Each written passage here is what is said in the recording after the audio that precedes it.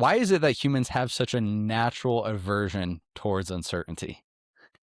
It's biological. So if you think about an ancestor of ours in the jungle and there's a rustling in the bushes, if they're Hmm. not sure the source of that noise, that uncertainty could be fatal. And so we're wired to see uncertainty as a threat.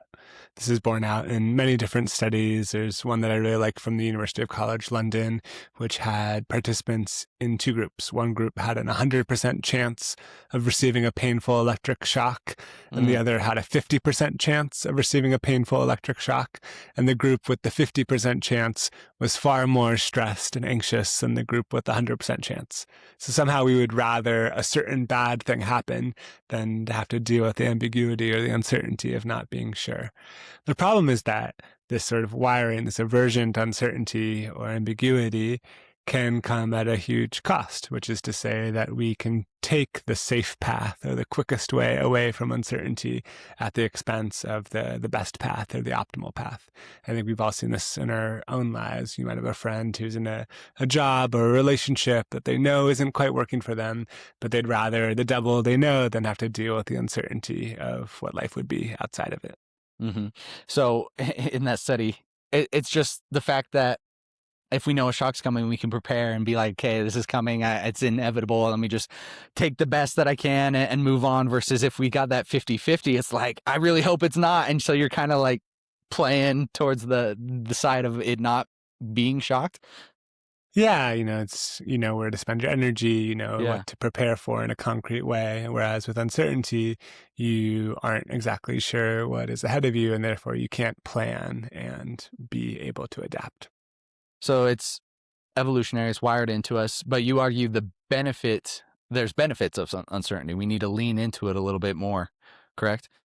Yeah, I think, our perception of uncertainty is often that of uncertainty as a threat, uncertainty as a source of fear, but uncertainty can also be sort of the birthplace of possibility. So if you think about any breakthrough piece of art or a scientific discovery or even a generational company, all of these things were started by people who were willing to get to the threshold of what they knew and to persist. And so what I argue in the book is that our tolerance for uncertainty is a superpower. And if we're able to build it like a muscle, then we'll be able to discover the opportunities, the possibilities that are sitting on the other side of our discomfort.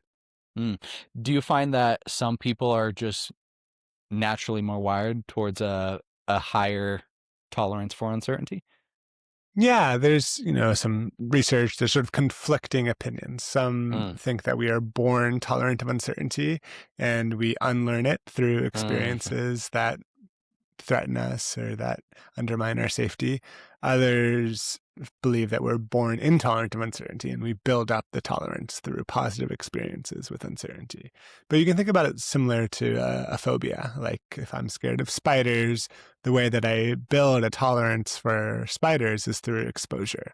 The same can be said for uncertainty. By exposing yourself to uncertain situations and being able to get through them, you can discover that you might be able to be okay or safe in uncertain environments, which gives you more conviction and confidence moving forward. Are you familiar with the Founders podcast hosted by David Senra? Yeah. It's a phenomenal podcast, but I listen to that one often, and that seems to be a reoccurring theme with like the podcast talks about some of the best CEOs and entrepreneurs in the world, in the history of the world, and there seems to be a theme of tolerance towards uncertainty and the unknown. Yeah, it's very common among entrepreneurs. I'll give you one example, which is there was this startup in the Bay Area in the early 2000s called Tiny Speck, and they built this massive online multiplayer game. It was sort of the belle of the ball. They raised $17 million before they launched. Their launch was covered in the New York Times. They had tens of thousands of active players in the first few months. And yet the founder had this sneaking suspicion that there was something off, that they weren't on a sustainable trajectory. And so he decided to do something that the outside world thought was crazy. Sort of at the peak of the company's success, he decided to shut the game down. And he offered to make his investors whole. He gave opportunities to employees who wanted to leave. And then with the employees who were left, he decided to pivot the company around this internal tool that they had built to communicate across different offices. And that founder's name is Stuart Butterfield, and that internal tool is what you and I both know as Slack. And what I like about that story is, in the moment that Butterfield decided to pivot, he didn't necessarily know the opportunity of what he was chasing. He discovered that opportunity as opposed to planning for it. But by being willing to step away from the good, he was able to discover the great. He was willing to descend what the statisticians might refer to as a local maxima, a sort of short peak, in order to find the global maxima, the higher peak waiting around the corner. Is that just intuition that he felt like he could get to a higher peak? How do you determine if there is higher? Yeah, I think it's hard to know, and we all have different tolerances or willingness to face the unknown in those sorts of situations. I like to think that it's not just a story of like all is well that ends well, even though there's probably plenty of stories of founders who have pivoted and it didn't work out that we probably don't know about in the history books. I think the important part is that he was willing to toward what he was uncertain about. And so even if the company didn't work out, hopefully he has developed a capacity, an ability to row through the fog, as I say in the book. You sometimes think about the world that we're living in, and it feels like you're on this lake that's shrouded in heavy fog, and you're not sure exactly where you're going or where you'll end up. And I think the job of each of us as we row this boat through life is to, one, maintain faith that we'll eventually reach land. We're on a lake after all. And two is to keep rowing. And it's through the rowing, it's through the action that clarity begins to emerge. And I think that's a lesson that entrepreneurs learn again and again. Real quick, I just wanted to interrupt this conversation and say it is not lost on me how lucky I am each and every day to get to have these conversations.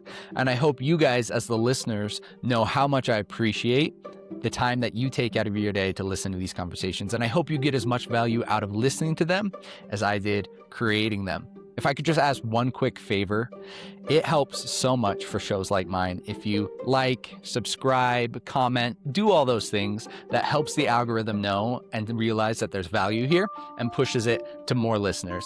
And by doing that, that allows me to get even bigger guests, more well-known guests, and have more conversations for you guys. I appreciate what you do so much. I appreciate the time that you take to listen to these conversations so much. I couldn't be here without you guys. Thank you. Now let's get back to the conversation. Is there different kinds and levels of uncertainty? Is there like a good day-to-day uncertainty, like, oh, I don't know if this is the right job or if I want to move on? And then there's more grand, I don't know if my country is safe right now. I don't know if it, a pandemic, I can't pay rent, things like that. Is there certain levels of uncertainty that we need to take into consideration? Yeah, I like to think about the difference between acute uncertainty, so uncertainty that will be resolved. So will I get into this college? What will be the results of this test, etc., versus the more ambient uncertainty that many of us are living underneath today. So climate change, global war, the economic crisis, the labor market shortage, etc. And they require different sorts of approaches. When there is a piece of uncertainty that will be resolved, it is just a matter of waiting or being able to regulate your nervous system until you find out that answer or that result or the test comes back to you. Whereas with some of that ambient uncertainty, it's more of a mentality shift that you need to learn how to coexist with the uncertainty and continue to live your life nonetheless. Somebody with a low tolerance of towards uncertainty, what do they look like? Do they just struggle to make decisions? How does their day-to-day differ? Yeah, so I spoke to a number of different doctors and psychologists about this. And there's this one guy named Michael Dugas who I really like his research. He was one of the first people to link uncertainty and tolerance with our anxiety disorders that are so prevalent across the country and the world right now. And he found that when people have a particularly low tolerance for uncertainty, he tends to see one of two behaviors with his patients. The first is people become obsessive information gatherers. So we all probably have a friend who needs to read like 300 reviews on Amazon before they buy a plastic water bottle or whatever. And then the other behavior that he sees is people become extremely impulsive. So they'll just, buy the first water bottle they see. And the truth is, a more adaptive approach is somewhere in the middle. So if you're looking to buy a pair of jeans, if you're extremely intolerant of uncertainty, you might want to like try on every single pair of jeans in the store or just buy the pair of jeans in the window.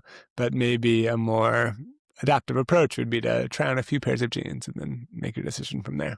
Mm, mm. What would be the, I guess, the tools then to increase our tolerance towards uncertainty? Yeah, there's lots of different things that you can do, ways that you can practice this in your own life. Maybe I'll give you a few. One is by thinking about the anchors in your life. So when we are certain about some aspects of our life, it makes it easier to hold uncertainty in others. So developing clarity around what are those things that will remain constant amidst all that is changing. So in your personal life, maybe it's a commitment to a particular place or a person or a ritual. In a business context, maybe it's a set of values or a mission or a commitment to a particular customer. But when we are certain about some of those anchors, then it makes it easier to tolerate uncertainty in others. Another thing you can do to sort of build your own conviction or confidence in spite of the unknown is to think back to times in your life where you've been able to transcend uncertainty before. So often we suffer from what psychologists call the end of history illusion, which says that when we think about the past, you can think about all of these different ways in which you've changed, in which your preferences have evolved, in which your identity has changed. But when you think about the future, you often assume that you're fixed, that who you are today is who you'll be for the rest of your life. And understanding that you have been through all of these changes already, you have faced uncertainty in the past, can help lower the stakes of some of the future anxiety or worry that you might feel. There's a friend of mine named Emily who, when she was in her early 20s, her mom was given a potentially terminal diagnosis. And she was really struggling to cope. She spent, weeks by her mom's bedside in the hospital, and she was riding this roller coaster of anticipatory grief and fear. One day, a family friend of hers named Bill came to visit and asked Emily, how are you doing? And she said, honestly, I'm not doing very well. I'm terrified. I have no idea what I'll do if my mom passes away. I'm really struggling to cope. And Bill said something really wise. He said, Emily, the version of you who will handle that tragic event, if or when it ever transpires, will be born into existence in that moment. And that version of you will have more context, more information, and be better equipped to deal with that tragedy than you are today.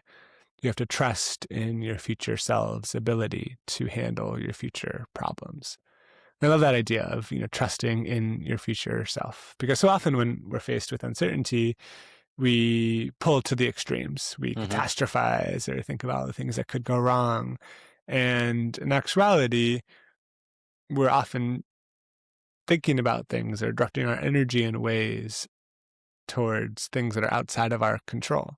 And when we're able to cultivate that self-trust in our future selves, it brings us back to the present moment where we can actually influence today. And you don't have to needlessly worry about something that may never come to pass. And in Emily's case, her mom ended up making it out of the hospital and she was okay. But I think especially in this moment in time where there's so much uncertainty swirling around us, it's really important to cultivate that trust in our future self. What is the quote? I think it was Mark Twain who's like, I encountered or I suffered many ailments in my life, most of which never came to pass. Yeah, definitely. Yeah, I mean, you could think about anxiety or worry. Yeah. One definition is just, worrying or suffering about something that hasn't happened yet. And in some ways, you can see the adaptive nature of wanting to plan or prepare to keep ourselves safe. But in other ways, we waste so much energy and worry on things that may never actually happen.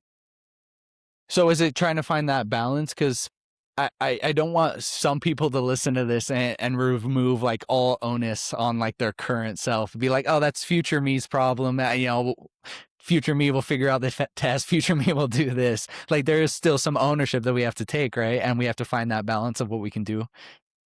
Yeah, I like to think about the sort of 2x2 matrix where you have decisions that are of high consequence and decisions that are of low consequence, and decisions that are in your realm of control and decisions that are outside of your realm of control. And the quadrant where we should be spending the most time are, high stakes decisions that are in our realm of control. But we spend a lot of time in the other three, worrying about low stakes decisions that are more reversible than we tend to give them credit for, worrying about things that are outside of our sphere of influence, like these macroeconomic forces or things that are outside of what we have the power to change.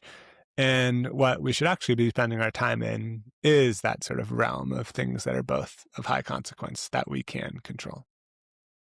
My wife and I have this running joke. She's in medical school right now, second year med student, and she makes it look easy. She's the hardest worker I know. She studies all day, and she's really great at, just still being, a friend and still allowing life and still being a wife and doing all these things while still doing medical school. But whenever she has a test, she's great up to it. And then after she takes the test, like until she gets that result back, it's like the end of the world.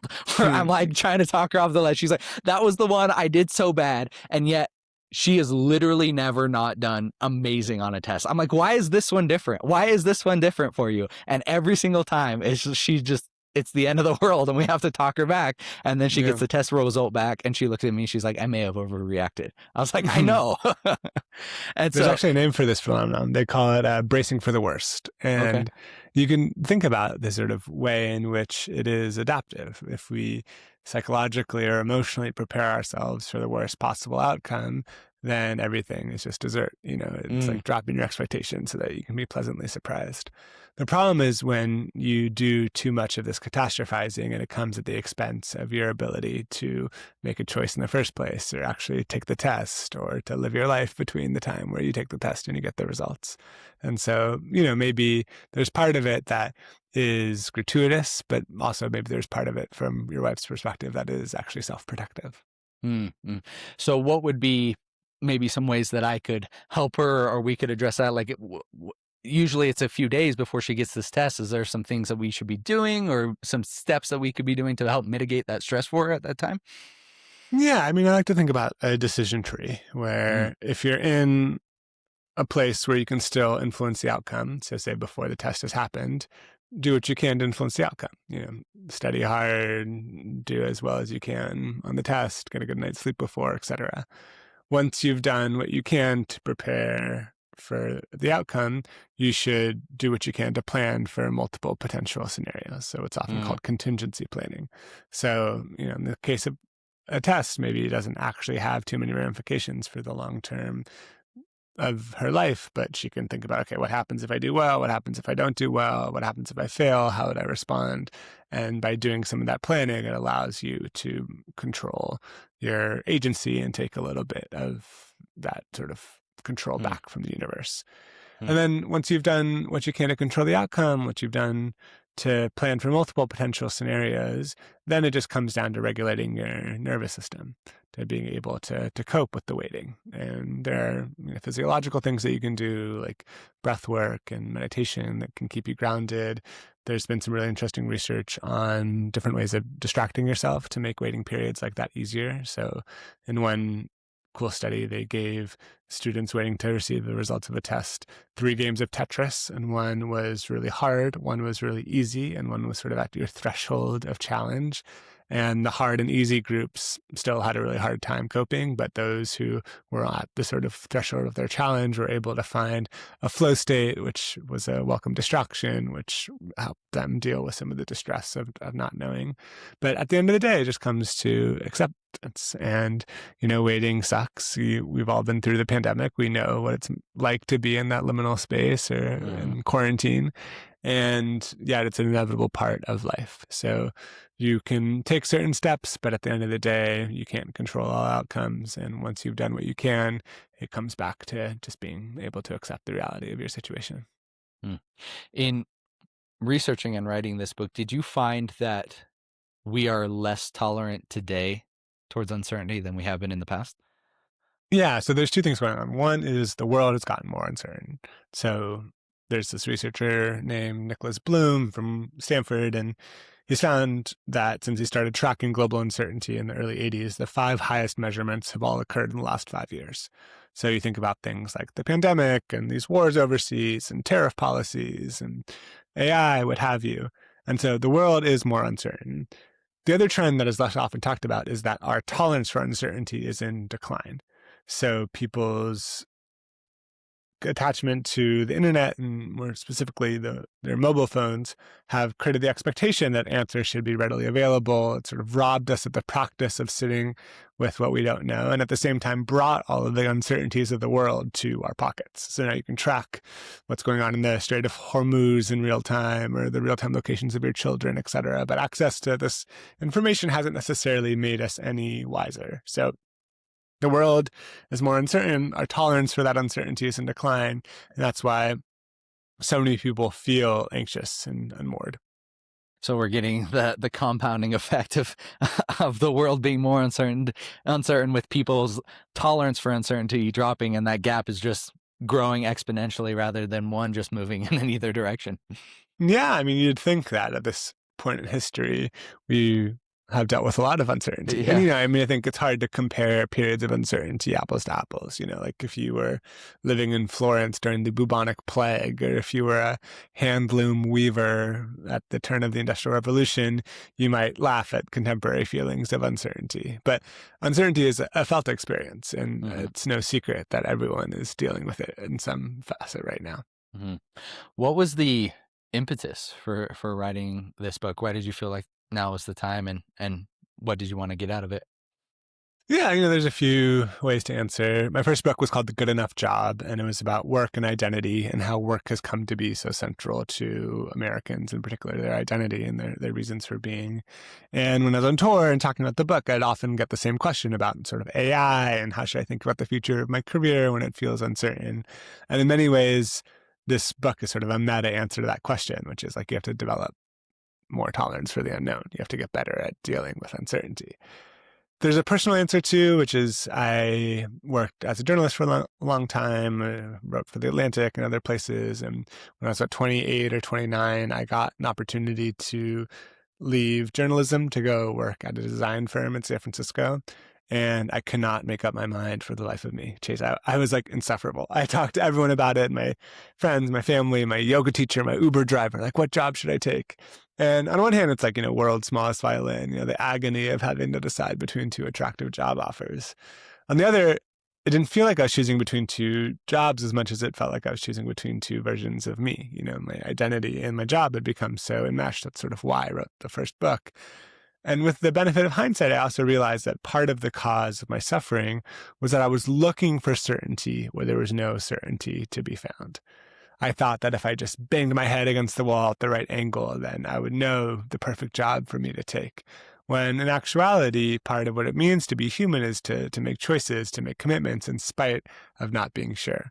And so that's sort of the central thesis of this book. And the cliche is that you write the book that you need to read. And so in many ways, this book is sort of a balm for that 28-year-old who was suffering making that decision.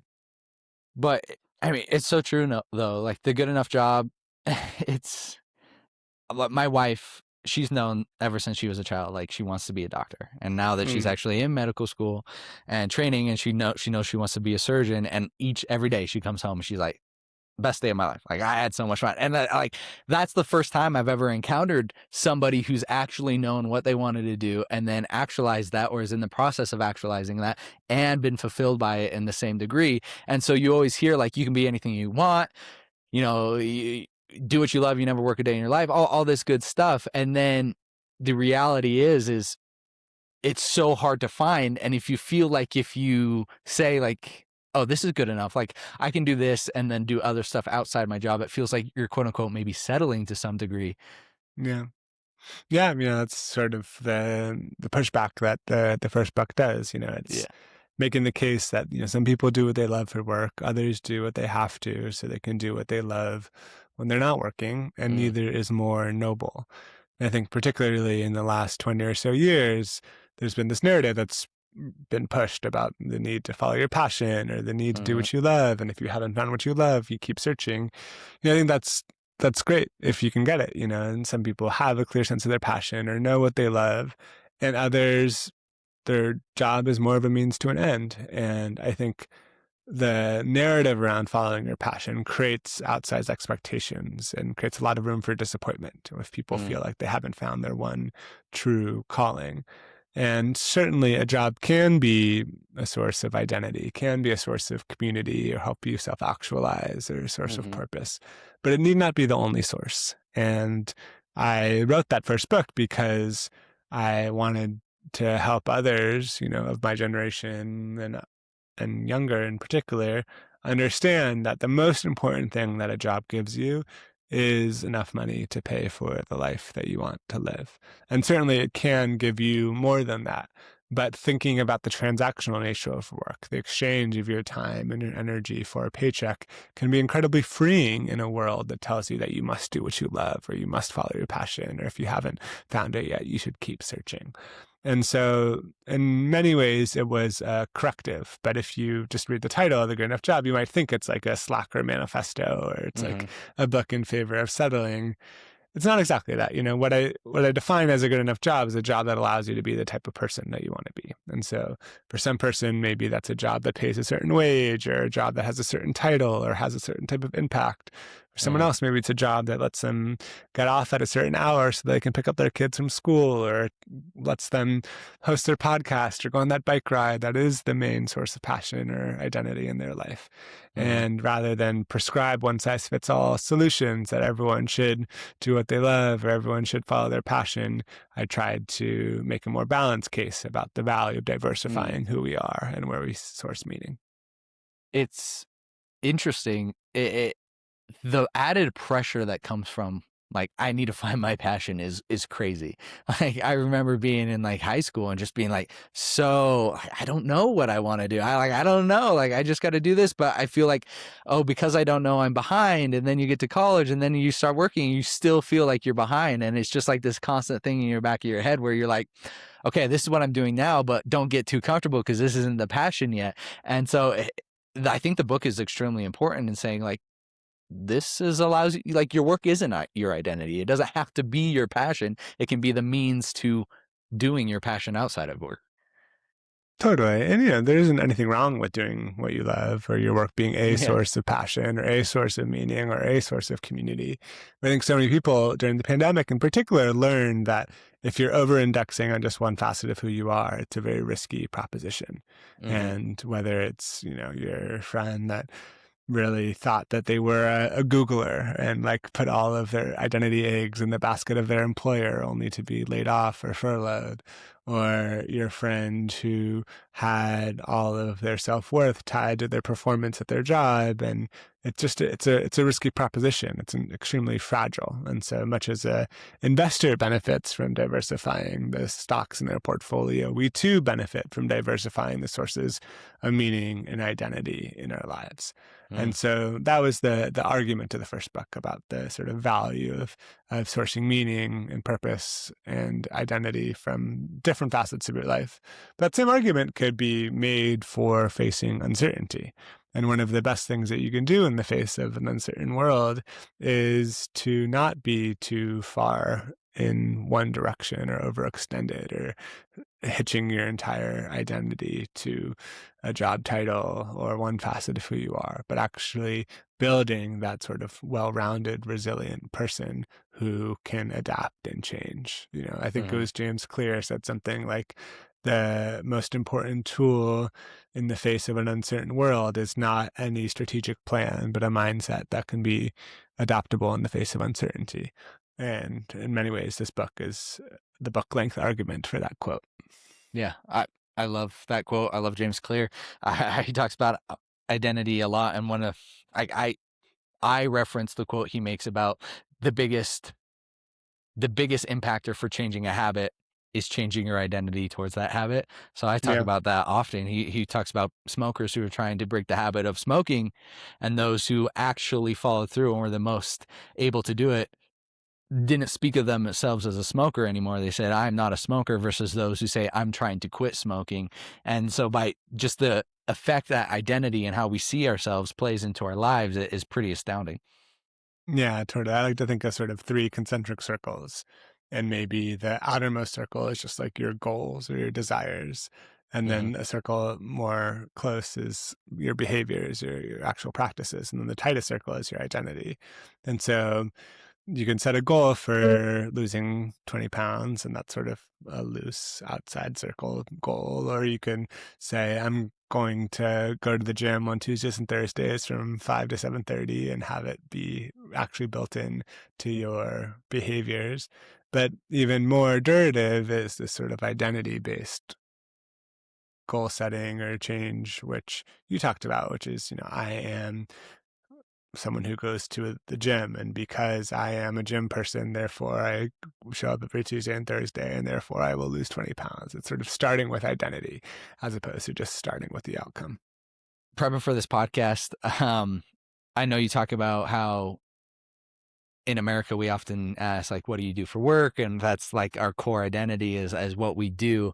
And I actually had like a get together with some friends over the weekend. And they brought some friends that I didn't know. And one of them asked me, is like, oh, what do you do for work? And I Mm. immediately thought to you and prepping, because I was prepping for this. How is it that we differ over here in the States versus maybe some other countries when it comes to work identity? Yeah, there definitely is like a cross-cultural component to it. My family's Italian. I think part of the reason why I had this in my mind was looking at my cousins and my uncles and my aunts, and they just have a very different prioritization there. And, it's maybe like faith is first and then Mm, family, and what you do for work is important, but it's not core to who you are. Whereas in the US, you often use your job title as a stand-in for your worth or your mm, entire identity. And, I think there's pros and cons. Like there's some value in being able to have interesting conversations about how people devote their time or what they spend their professional lives doing, so long as it's not the sole thing that defines us. And I think it's really important to have communities and people in your life who maybe don't even know what you do for work or couldn't care less about how many words you've written or books you've sold. These people that can reinforce other aspects of who you are beyond just what you do to produce economic value. mm. Is there ways that we should be like, is there a certain amount of things that we should identify with? Like I've been talking to James Ellis, who talks about loneliness and the loneliness epidemic, and we talked about how people are more lonely now than ever before because they're so unwilling to get uncomfortable and go through the process of like putting themselves out there and making new friends. And that made me think of like, if we're not going to go do these activities, we don't know what we don't know. We don't know what we don't like. And so our identity will kind of get wrapped up into the one thing that takes most of our time because we're not getting exposed to these additional elements or these additional hobbies. Yeah, in many ways, that's sort of like a link between the two books, right? Like, in Yeah. order to diversify your identity, to cultivate these different parts of who you are, to find meaning in other parts of your life, you have to be willing to expose yourself to the uncertainty of what it might mean to put yourself out there and spark up a conversation with a stranger, or to try a new activity, or to go to a new neighborhood or restaurant, Mm, etc. And I think that's one of the greatest costs of our status quo bias or our desire for comfort, is that we stay locked in these prisons of our preferences. Whereas if you want to grow or develop or learn, it necessitates your willingness to be able to expose yourself to uncertainty. And you can think of uncertainty as sort of the precursor to learning. Before you can know anything, you have to admit that you don't know. And hmm rather than assume that you know exactly who someone is based on who they voted for, or exactly how the game is going to go, or when the market is going to crash, or who's going to win the election, we hmm all could benefit from a little bit more humility, and understanding all that we don't or what we can't know, because that opens us up to reality as it actually emerges. Mm. What is the value to somebody, let's say somebody who has a low tolerance of uncertainty? What would you say to them to say, hey, your life will actually be better if you are more open to the uncertainty? Yeah. I mean, for one, you don't have a choice. To live is to deal with uncertainty every single day. Yeah. And we have to be willing to make decisions in spite of our doubt, in spite of uncertainty. Mm, And so hopefully it'll make you a more adaptive or resilient person. Mm-hmm. But I like to think about uncertainty as being the birthplace of possibility. It's a term Mm-hmm. that I use again and again because when you're certain, it has a sort of narrowing effect. It Mm-hmm. closes your mind. If you think you know what's going to happen, if you've been to a place before. But when you're uncertain, when you're able to maintain that not knowing, you are literally able to see more possibilities. And so that is, I think, the best case you can make for the value of developing uncertainty tolerance is the wonder and surprise and delight and serendipity that comes from an uncertain life. Like Mm-hmm. just for a second, imagine if everything was already written, if you knew exactly how your life would go. No movie would ever not have a spoiler. There would be no butterflies of a first date. Uncertainty is what gives our life texture. It's part of what makes this adventure fun.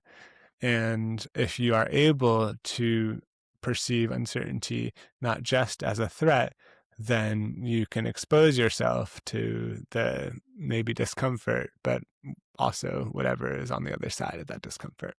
Mm. Do you find, or have you found that adversity tolerance decreases or increases with age? Is there like a time that people are more tolerant to adversity than others? I don't think it's like a one size fits all. I think the case can be made on both ends. On one hand, once you've been through adversity before, you can develop a callus. You Mm-hmm. can be able to see things in perspective that maybe helps you transcend any roadblocks or setbacks. That being said, as you get older, people tend to be more calcified in their ways and less willing to change and more rigid. There's this tension that I talk about in the book called the explore exploit trade-off, which is popularized by computer science, but it's true in a lot of different fields. Where I'll give you an example. So say your job is to pick the next song Spotify plays for a given user. You can choose to what's called exploit their taste, which is play a song that's very similar to what you know they like. Or you can explore their taste, which is to play a song that's sort of outside of your map of what their preferences are. And there are pros and cons of either. When you exploit, you're more likely to get a hit because it's based on what they liked in the past. But the cost is you might bore them, or you might play a song that's overplayed to a point where you don't like it anymore. When you explore, the cost is they might not like it. You're taking a risk, you're going out on a limb, but you might also discover something that they like that you didn't know that they liked and expand your conception of their preferences. And to be a human, to live life, is to balance these two tensions. When you're younger, maybe you need to do more exploring because that's how you figure out who you are, what you like, your tastes. As you get older, you get more set in your ways. Maybe you do more exploiting. You go back to the same restaurant again and Mm-hmm. again. But we need both. And if you are too far on the exploit end of the spectrum, maybe you need to nudge yourself towards a little bit more novelty, a little bit more exploration.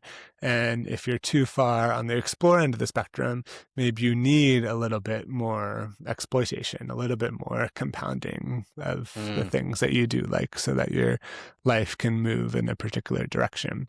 And so that's something I think about with myself, but also something that might be helpful for someone that's struggling to understand the value of exposing themselves to new situations. I like the idea that you can't change uncertainty. Like it's going to be there. It's part of it. And so the only option then is to change yourself and how you perceive and how you react to uncertainty. So you can either live with it and in fear of it and not handle it well and let it freeze you up and let it lead to all these negative things, or you can lean into it, see it as the possibility for growth, see it as the possibility for all these unknowns and the butterflies that come with that.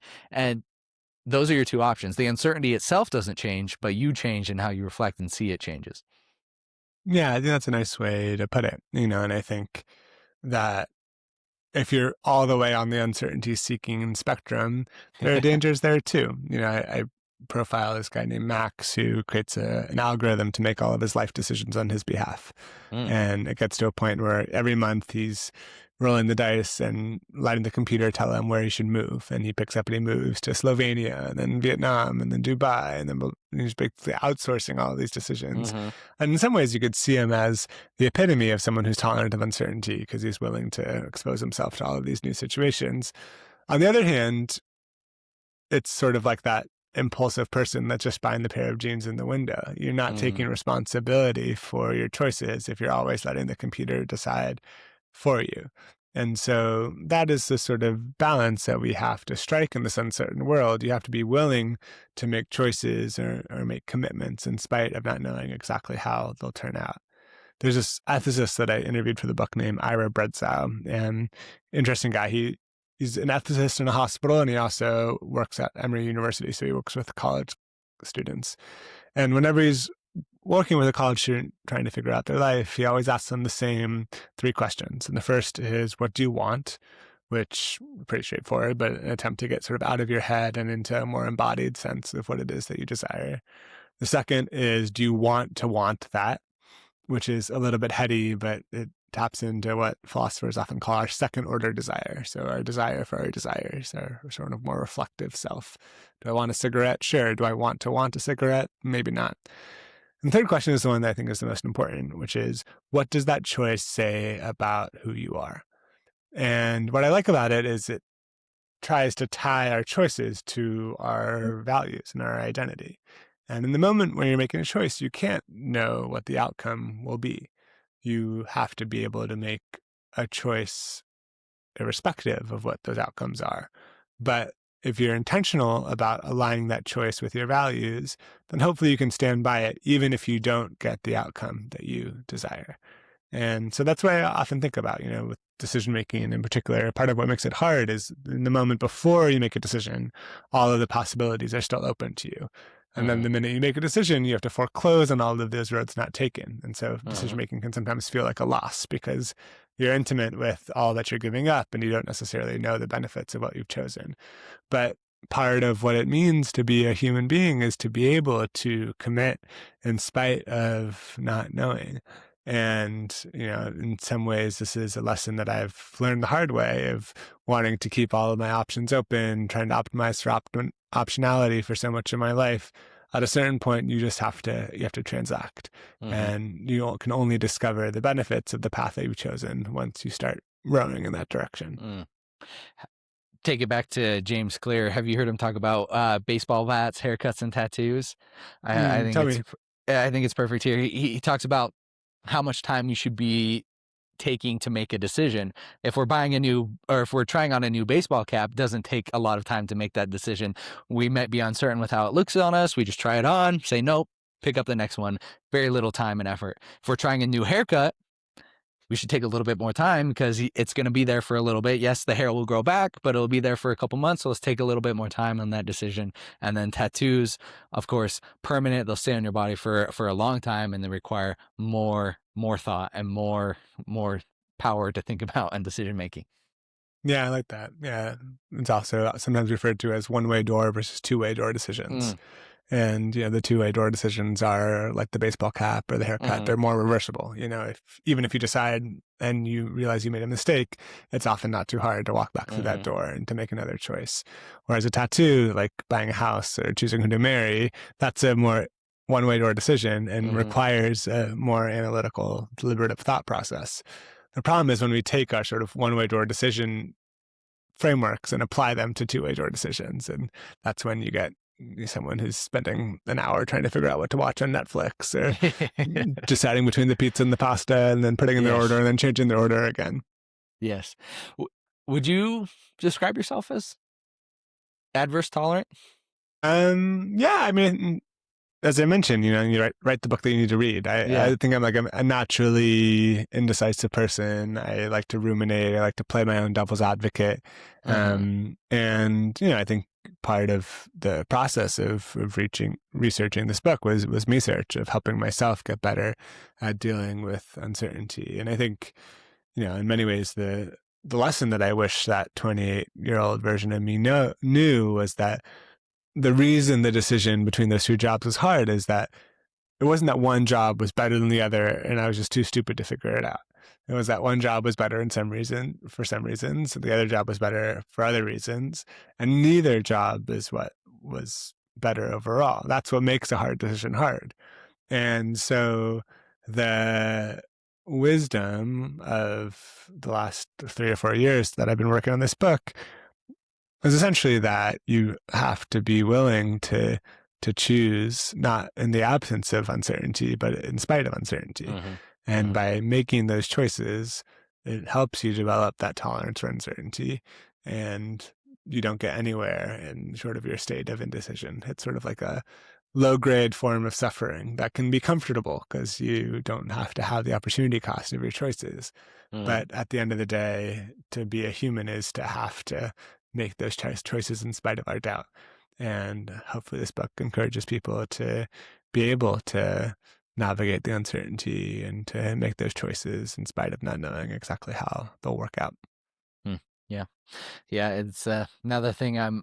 My wife has got a lot of strengths, more than me, but when it comes to the uncertain things about her test or maybe decision making, that's something where I can help her a little bit more. I always say, we always kind of make like pros and cons lists about whenever she's making a decision, and we'll have all the information that we can acquire. So we've done all the information and she'll still be like, I don't know. She's like, I just want this decision to have this, or I want this way to have this. I'm always just like, well, it doesn't. Like, we have to make the choice given the information that we have here. And it's always funny to me to see different people and different people's abilities to make these decisions, and the things that people take into consideration versus what I would take into consideration. So I'm always curious to dive into people's minds and how they make decisions. I think it's a really cool framework and a really cool thing to study. So I've really enjoyed your work and listening to what you have to say. I listened to a few different podcasts prepping for this. I actually have your book on the way. It got delayed. It wasn't able to get here on time, so I didn't get to read it, but it's coming. Sounds great. Yeah, and I hope listeners can check it out too. And if you want to learn more, you can go to howtonotknow.com, and everything you need to know is there. Perfect. I like to close each podcast with two closing questions. The first is, who do you think I should speak to next and why? Yeah, it's a good question. I mean, given the sort of like personal development nature of the show, there's a friend of mine, a fellow thinker named Nir Eyal, who came out with another book recently called Beyond Belief. And it's about how our beliefs can influence our behavior and our way of going through the world. And I really like it because it sort of sits one layer further upstream than some of these decision-making frameworks and choices, and really gets into how our beliefs shape our reality. So he might be a good interview. Perfect. Yeah, I'd love to talk to him. I am more familiar with him. I'll need to reach out. The second question, it's always a little different for authors, so I'll reframe it here, but it's based off of the Ralph Waldo Emerson quote, "We encounter a man of rare intellect. We should ask him what books he reads." So what's a book you'd recommend for me? Give me your own, which we already did, and then give me a book you'd recommend. I mean, I'm reading a lot right now. Let's see, what have I read recently that I've enjoyed? I'm reading the new Ben Lerner book called Transcription. That's about sort of parenting and fatherhood. I just picked up a few different books. One is by this woman named Claire Keegan, who's this Irish novelist who writes these these short books that really pack a punch. And so there's two fiction recommendations. And then from a nonfiction standpoint, this friend named Maya Schenker, who has this book called The Other Side of Change, which is sort of related to uncertainty, but a little bit different. And she's a cognitive scientist, so she comes at it from a little bit of a different perspective. Awesome. I'll add those to my list and check them out. My list grows faster than I can read, so I'm always working down it. Relatable problem.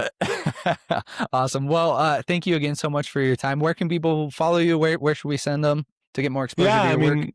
howtonotknow.com has a lot. I also have a Substack called the Article Book Club, where I send out one great article twice a month. It's a nice way to sort of stay in touch passively. And thanks for having me on the show. Absolutely. Thank you.